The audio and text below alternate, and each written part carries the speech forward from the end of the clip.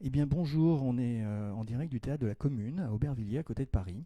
Et nous sommes passés des loges à l'entrée du théâtre de la Commune pour faire ce direct avec une compagnie de théâtre qui s'appelle la compagnie Stuck Théâtre. Et pourquoi j'ai proposé à deux personnes de la compagnie de venir nous parler d'un spectacle qui s'intitule Et soudain un rougeoiement, qui a eu lieu à la Commune, à Aubervilliers, à côté de Paris, il y a quelques semaines et que j'ai vu, c'est parce que dans ce spectacle, entre autres choses, est convoqué, en tous les cas, des mots de Jacques Lacan. Et en tant que psychanalyste, bien évidemment, je me suis dit qu'il fallait absolument aller voir ce spectacle. J'ai trouvé que ce spectacle était vraiment fort intéressant. Et comme il ne s'agit pas que de Lacan, et pas que de mise en scène, et pas que de parole, mais aussi d'une question du désir, créons un rendez-vous pour en dire quelque chose, pas simplement de la psychanalyse, mais du théâtre pour des personnes qui posent la question du désir. Alors, le mieux pour commencer, c'est peut-être de dire avec qui je suis. Et donc, je suis avec, qui s'est occupé de la mise en scène, Maxime Chazalet, voilà, qui est en casaque bleu, en chemisette bleue, et en chemisette verte, Camille Duquesne. Voilà. Donc Camille Duquesne est actrice, Maxime Chazalet est metteur en scène, et également sur le plateau, il y avait Louise Brinon, Himmelfarb et Raphaël Grélin. Trois femmes sur un plateau, plus une cinquième femme qui était à la technique, il me semble. Elles sont deux, ouais. Deux à la technique, voilà. Anne-Sophie Mage et Sarah Marcotte. Voilà, donc c'est un spectacle qui a eu 5 dates, 5 soirées, 5 dates. Je suis venu à une et je me suis dit qu'effectivement, là, je le rappelle, et donc on est à l'entrée du théâtre de la Commune. Donc c'est un théâtre qui est vivant et on parle de spectacle vivant, de théâtre.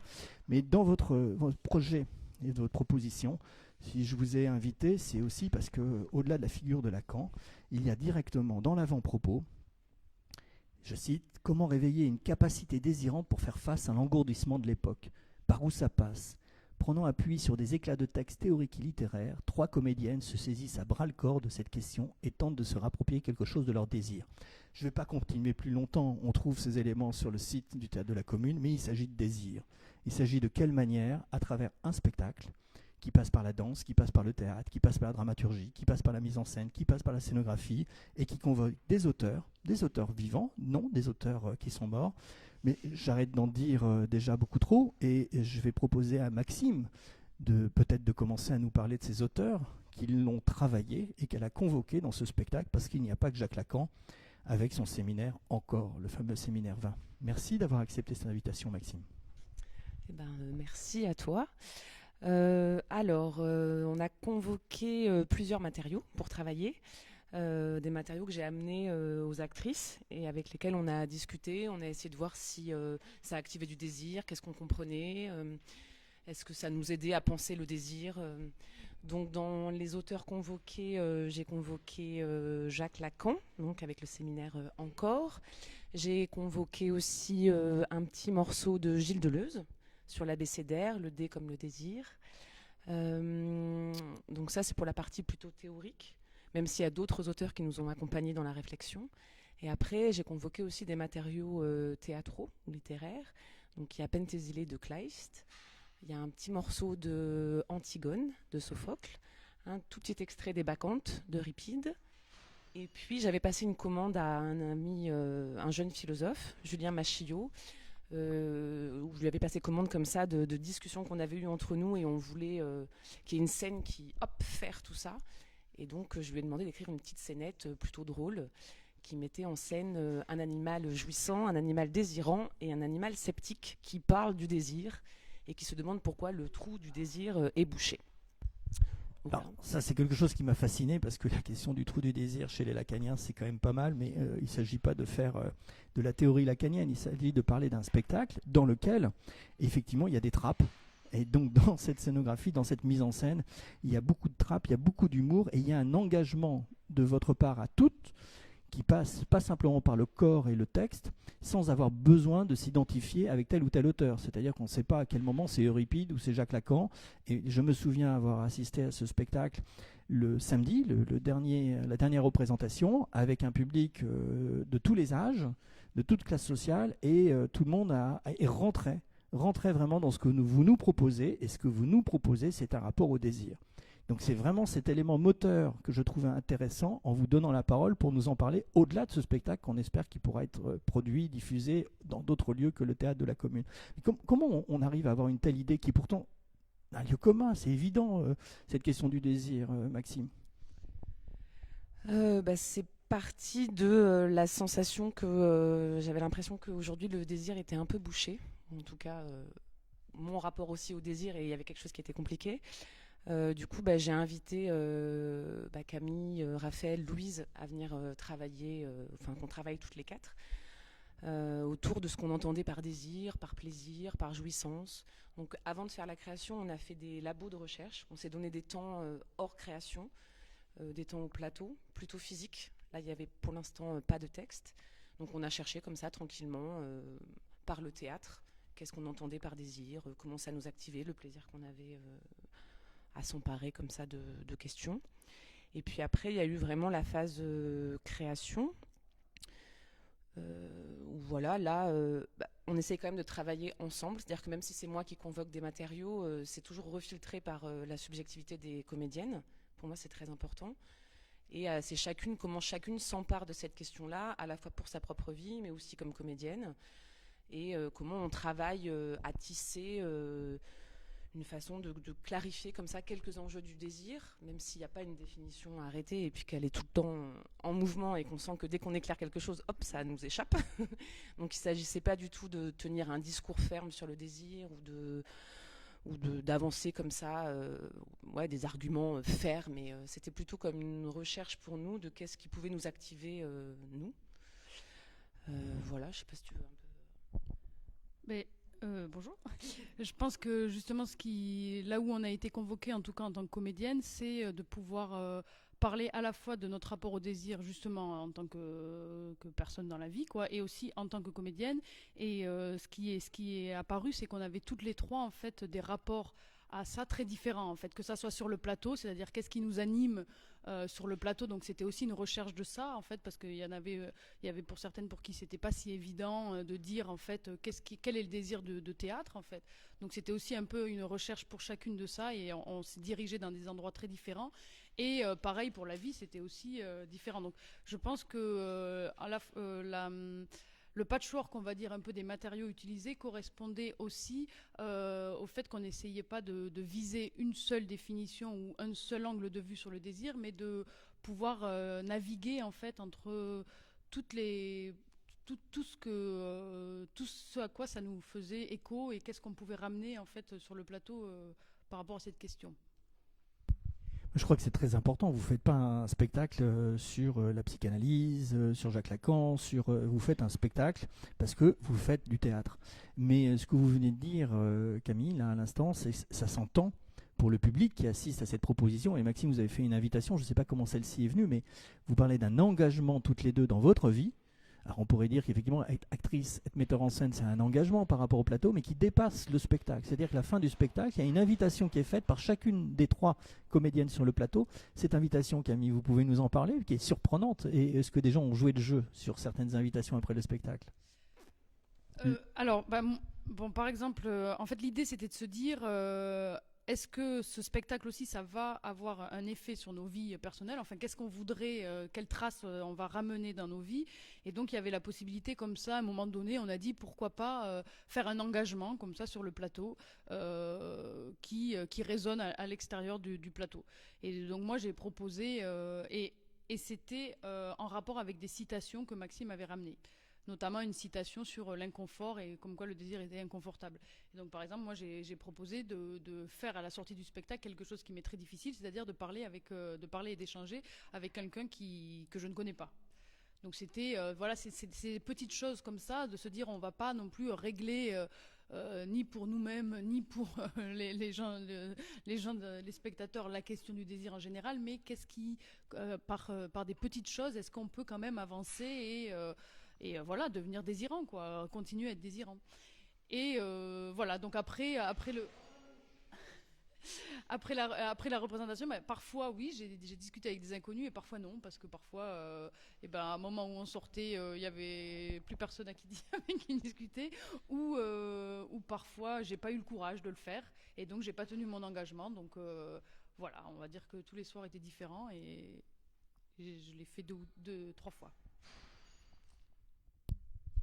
Alors il y a un aspect aussi, moi, parce que j'en profite, hein, si je vous ai proposé de faire un direct et de qu'on se parle, c'est aussi parce que c'est beaucoup plus facile qu'après le spectacle. Bien que je suis arrivé sauvagement après le spectacle pour poser une question à Maxime, mais ça on garde ça pour un petit peu plus tard. Il y a un autre aspect, mais ça c'est peut-être Maxime qui va nous répondre, sur ce travail en groupe. Hein, et sans objectif, c'est-à-dire que c'est vraiment ce désir sans limite et sans théorie qui vous a animé à construire ce spectacle et non pas de convoquer effectivement la théorie de tel ou tel penseur ou de tel dramaturge. Donc il y a vraiment quelque chose de l'ordre du vivant qui passe avant, voilà, en amont, pendant et après. Et c'est là tout l'intérêt aussi de se retrouver. Un moment dans le spectacle, ces 3 comédiennes dont le corps au niveau de la danse, parce qu'il s'agit de danse, ou même de dispositif installation, parce qu'il y a des passages qui ne sont pas simplement drôles, mais qui sont d'une finesse de trappe et d'ouverture, mais juste ce passage où les 3 comédiennes aussi sont invitées, non pas simplement à la fin du spectacle, mais à dire le même texte, et pourtant le texte est différent. Quelle est cette idée de pouvoir, c'est une question d'épuisement ou c'est une question pour chacune de se réapproprier à travers sa voix? Voilà, donc là c'est la metteur en scène bien sûr que je pose la question. Oui, mais ça c'était un extrait de Penthesilée de Kleist. C'est un extrait qui, en fait, à la fin de la pièce, elle mange Achille et c'est un moment où elle dit que désirer et déchirer, ça rime et qu'on peut prendre l'un pour l'autre. Et quand on a travaillé, parce qu'on a travaillé sur d'autres éclats de Penthesilée aussi, où c'était vraiment tenu par une seule comédienne, mais sur ce nœud, on va dire, de la violence comme ça, du désir, ou de ce que ça porte comme déchirure, violence, il me semblait intéressant en fait que chacune des comédiennes s'en empare, non pas pour la question de l'épuisement, mais parce que pour moi c'était important que subjectivement on voit 3 entrées et 3 manières de se rapporter et au texte et à la langue, qui est quand même une langue très particulière, et de se saisir comme ça de qu'est-ce que pour chacune ça convoquait. Et aussi parce que quand on a travaillé, j'avais l'impression que chacune éclairait quelque chose de la scène, et que du coup par la répétition, parce que finalement c'est quand même une énigme cette chose-là, désirer, déchirer, il y a quelque chose qu'on ne saisit pas, mais que par la répétition on approchait comme ça quelque chose, qu'on pouvait vraiment se poser la question pour soi-même. C'était plus cette question-là, et puis que chacune, parce que comme disait Camille, elles sont différentes, et elles ont aussi un rapport au jeu différent, un rapport au corps différent, un rapport au langage différent. Donc voilà, il me semblait qu'on pouvait naviguer pour chacune, et que ça éclairait quelque chose du texte. Et puis, parce que vous parliez de danse aussi, je pense que vous parlez du moment après la petite scène avec Deleuze, où chacune vient dire, en fait ça c'est des discussions qu'on a eues ensemble, et sur le plateau on a essayé de trouver comme ça une forme pour le partager. Du coup il y a ces petits dialogues dansés où chacune a un rapport aussi à la musique et à la manière de se laisser agir par la musique, et en même temps de pouvoir dedans porter sa propre parole sans être exposé, enfin d'avoir un jeu comme ça aussi de qu'est-ce qu'on expose, qu'est-ce que la pudeur, ou comment on le dévie. Il y avait un peu ces questions-là aussi. Il y a une question d'équilibre, ça c'est certain. Et quand je parlais de danse, c'était plutôt parce qu'à un moment donné, il y a 3 corps qui sont en équilibre. Et donc on pourrait employer le mot installation, performance pour faire plus contemporain, mais il ne s'agit pas de faire contemporain avec un dramaturge comme Euripide. Et donc c'est ça qui est intéressant aussi, c'est-à-dire qu'à un moment donné, il y a quelque chose de l'ordre de la permanence dans le choix de vos mots qui parle aux contemporains, quel que soit leur âge, effectivement, mais qui aurait pu parler peut-être il y a 1000 ans, il y a 2000 ans, il y a 3000 ans. Donc il y a vraiment ce désir intemporel avec cette prise de risque et puis cet équilibre. C'est pour ça que je posais la question de la danse. Je ne sais pas si c'est de la danse, mais en tout cas, il y a bien un moment donné qui est d'une très grande beauté, j'ai trouvé, et beauté au sens de quelque chose d'authentique, d'une vérité qui est là, et on sent bien que vous êtes dans un rapport de vérité, même si lorsqu'on est actrice ou acteur, il y a toujours une prise de danger. Mais sur ce plateau, il y a aussi quelque chose d'éclaté, il y a une dimension spatiale. Voilà, même s'il y a une économie de moyens, Maxime, je trouve, dans votre mise en scène, il y a également aussi la volonté de se déplacer à différents endroits du public, voilà, de trouver des choses qui sont, ma foi, très, très surprenantes, comme des trappes, voilà, de faire émerger un dispositif aussi où les flux s'écoulent, qui est à la fois très drôle, très amusant, et qui permet aussi de créer du désir chez le public, peut-être aussi. C'était aussi une volonté que le public ressorte, comme vos actrices, avec aussi quelque chose de désirant. Oui. Et puis je pense que dans les retours, il y a eu, ça a été nommé, ou le fait de se mettre aussi à penser quelque chose qu'on n'avait pas pensé sur son propre désir, ou d'ouvrir des intuitions autres, ou des désirs de lecture aussi. Mais juste, je reviens au petit dispositif aussi. L'espace, on l'a vraiment pensé pour le coup avec Anne-Sophie et Sarah, de créer comme ça un espace de jeu où le public, où les comédiennes pouvaient vraiment circuler aussi autour. Donc ça fait un peu comme un ring de boxe. Donc le public est sur les côtés, comme ça. Les comédiennes sont au milieu, mais peuvent aussi, on avait vidé les côtés, donc peuvent aussi se déplacer autour.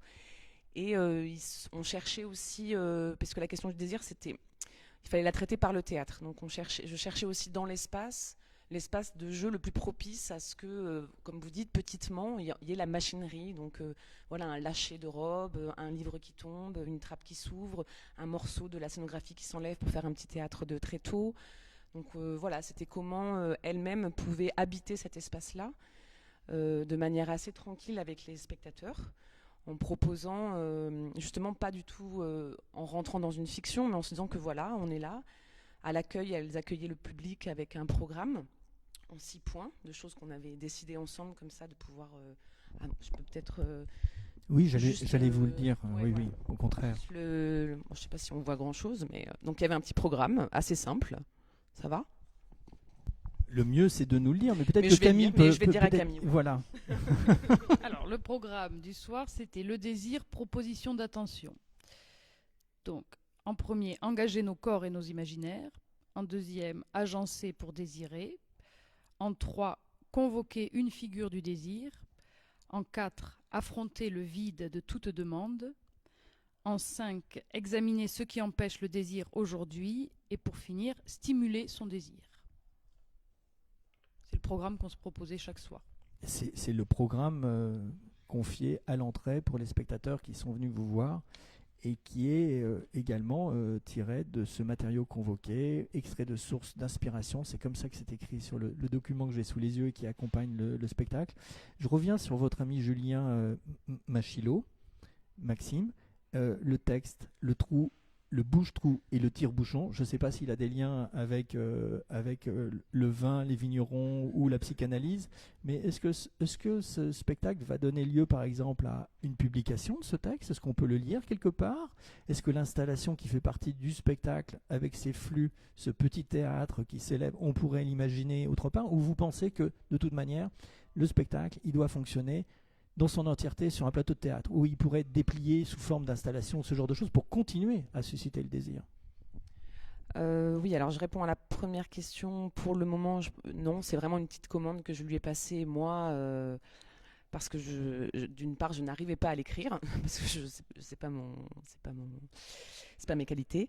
Donc non, pour l'instant, il ne sera pas publié. Et après, c'est drôle que vous posiez la question parce que c'est une chose qu'on avait discuté, que ce spectacle, en fait, il puisse y avoir comme des micro-formes autour qui nous permettaient de continuer à creuser certains points.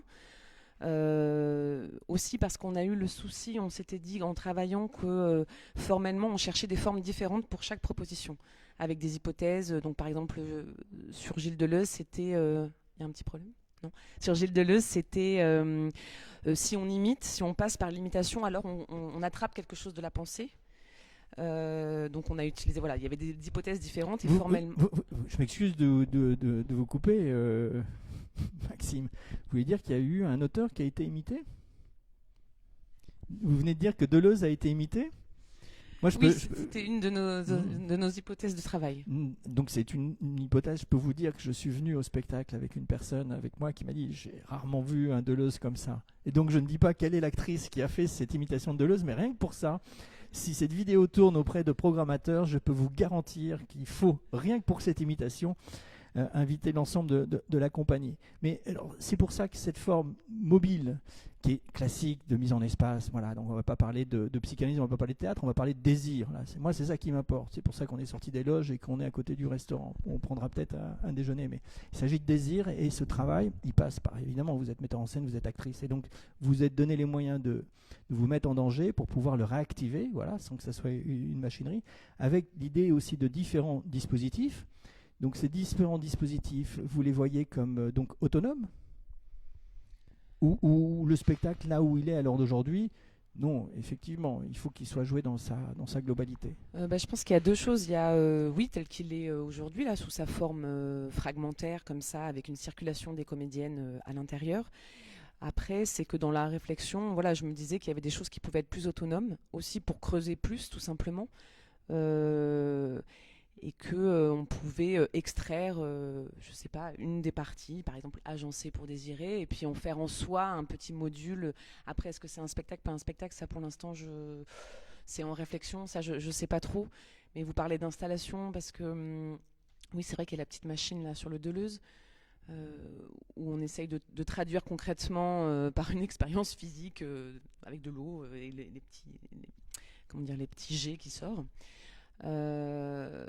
Mais donc voilà, pour l'instant c'est en réflexion. J'ai l'intuition que oui, il peut y avoir des petites formes comme ça qui sortent de ce spectacle. Mais voilà, ça c'est des discussions qu'on a en ce moment en interne. Bien sûr, mais ça c'est fantastique, ça veut dire que c'est vivant. Donc le texte de Deleuze, c'est la référence D comme désir, évidemment dans l'abécédaire, mais il y a tout le travail avec Félix Guattari sur les corps sans organes, ou les machines désirantes. Alors là, sur le flux, la petite machine désirante, moi j'ai adoré, bien évidemment, mais il ne s'agit pas de ce que j'adore, ou sur Kleist. Tout le problème de la marionnette, ce genre de choses. Mais on voit bien que vous avez réussi à faire, en convoquant, avec, je redis, une espèce d'économie. Par exemple, il y a un rideau de théâtre à l'italienne. Et pourtant, un rideau de théâtre à l'italienne avec des mots qui sont projetés. Voilà, donc il y a des mots qui sont dans la voix des actrices, mais il y a aussi des mots qui sont projetés. Et ça, c'est pas si facile que ça, dans une époque où effectivement l'écriture est plus qu'importante. Vous réussissez à trouver un équilibre. Est-ce que c'est le même équilibre qu'on voit dans l'affiche qui est derrière vous concernant la manière d'écrire le titre et la compagnie Stuck Théâtre? C'est-à-dire, peut-être que, est-ce qu'il y a un rapport entre Stuck Théâtre, Stuck c'est le morceau, c'est ça? Non, et cette idée de spectacle qui pourrait être modulaire? Oui, oui, oui, c'est drôle, mais ça, c'était une proposition des graphistes que j'ai trouvée très judicieuse par rapport à notre travail et ce qu'on essayait aussi d'attraper. Le fait qu'il puisse y avoir comme ça, comme un trouble aussi, ou comme s'il y avait le rideau qui était derrière. Donc c'était plutôt judicieux. Et après, en fait, c'est la première fois d'habitude, moi, je monte des textes entiers, soit de théâtre, soit littéraire. Et donc là, c'était aussi la première fois où j'avais le désir de travailler par collage-montage, par fragments, parce que j'avais l'impression aussi que ça pouvait déplacer quelque chose de mon travail. Et que voilà, et qu'on posait une question plus générale, qui est une grosse question, un peu de bon, alors ce serait quoi le désir, comment on retrouve aujourd'hui une capacité désirante, et d'y rentrer avec l'humilité aussi. Voilà, les auteurs qu'on a convoqués, on n'a absolument pas tout lu, on n'est pas des spécialistes, ça a été vraiment des choses qu'on a attrapées parce que soit ça a activé notre curiosité, soit parce qu'au début on ne comprenait pas, donc on a essayé d'enquêter pour savoir ce que ça disait. Mais voilà, d'avoir une chose qui circule avec à la fois sérieux mais légèreté, parce que je pense qu'il y a aussi pas mal d'humour dans la manière de se saisir des matériaux, et je dirais d'une grande littéralité aussi, de ne pas faire de l'esbrouf, d'être concret, littéral aussi avec ce qu'on convoquait. Ben non, mais moi je suis enchanté, donc il faut quand même que je raconte une petite anecdote, puisque il y a quand même quelque chose qui m'a beaucoup intrigué. Il y a dans les objets et dans les trappes, il y a un livre qui tombe vers la fin du spectacle, et de très loin, donc mal équipé, sans jumelles pour voir exactement, j'étais persuadé que c'était en folio poche le manifeste du surréalisme. Donc je me suis approché, et à ma grande surprise, j'ai vu que c'était l'ouvrage d'un psychanalyste français très connu, et j'étais très intrigué. Et c'est aussi pour ça que Maxime, je vous ai abordé en disant, mais très curieux, parce que personne ne le voit.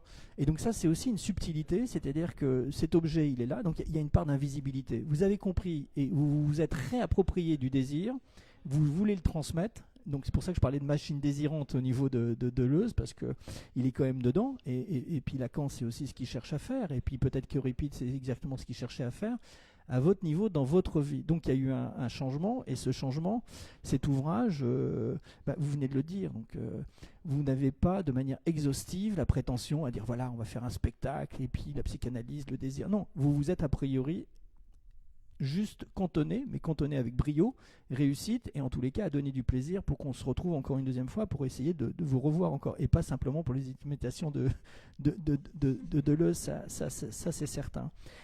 Je vous ai posé la question par rapport à Julien Machilot, en tant que philosophe, à qui vous avez commandé ce fragment, mais qui n'est plus un fragment, parce qu'en fait, dans l'ensemble du spectacle, on va lui dire spectacle ou pièce de théâtre, en tout cas de ce moment de rendez-vous, de rencontre que vous avez proposé, il y a une fluidité.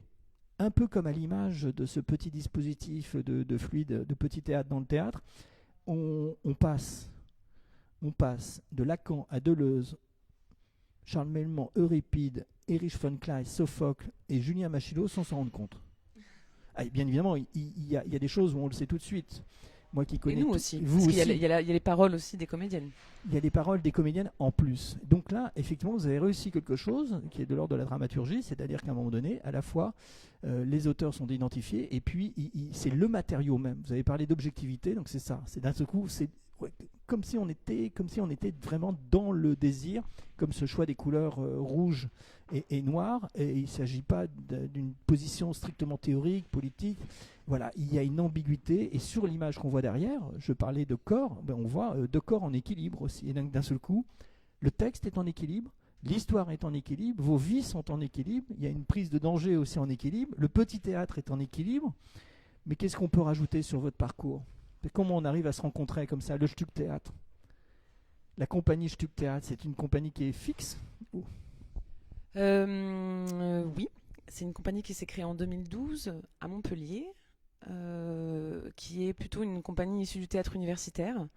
On était un groupe d'étudiants et quand on est sorti de la fac, on a créé une compagnie. Maintenant, il n'en reste plus beaucoup.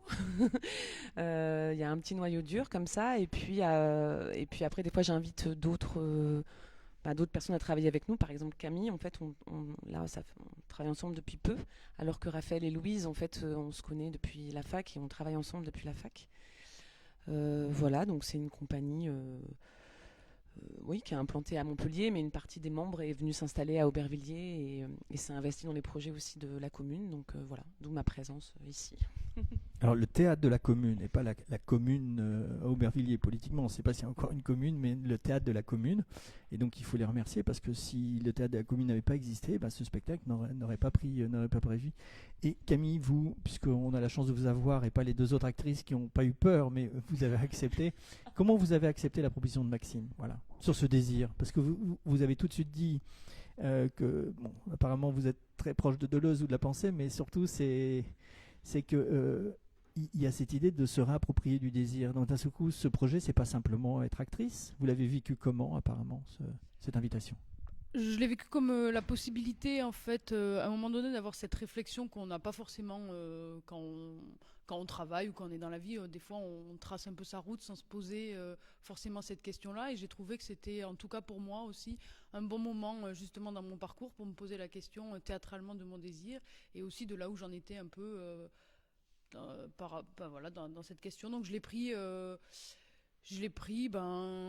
comme une occasion de réfléchir et par la pratique du plateau, d'essayer de répondre pour moi-même à ce que ça me procurait. Et il est vrai que j'ai eu beaucoup de plaisir à travailler sur ce spectacle et que justement, à part la diversité des matériaux en fait et différents registres, j'ai pu aussi aller dans des zones de jeu que j'avais jamais explorées.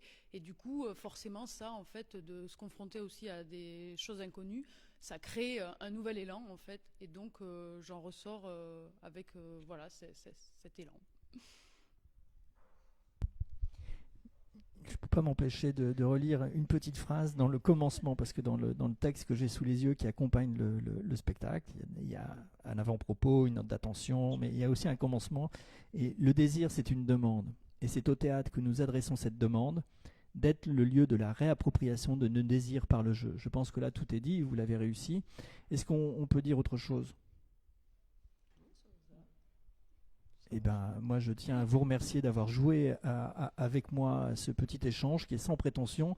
Il est hors de question de vous demander si vous êtes passé déjà dans un cabinet de psychanalyse. En tout cas, vous en avez compris beaucoup de choses de la psychanalyse lacanienne, et pas simplement parce qu'il y a Lacan qui est cité haut et fort avec quelques phrases mythiques, avec beaucoup d'humour, et ça, c'est réjouissif. mais parce que aussi je pense que cette question du désir et de la jouissance, elle est plus qu'importante à l'heure d'aujourd'hui et elle doit être libre. Et je crois que votre jeu, votre spectacle, votre théâtre, vos installations, en tous les cas ce que j'ai pu voir au Théâtre de la Commune, c'est ça qui a été convoqué.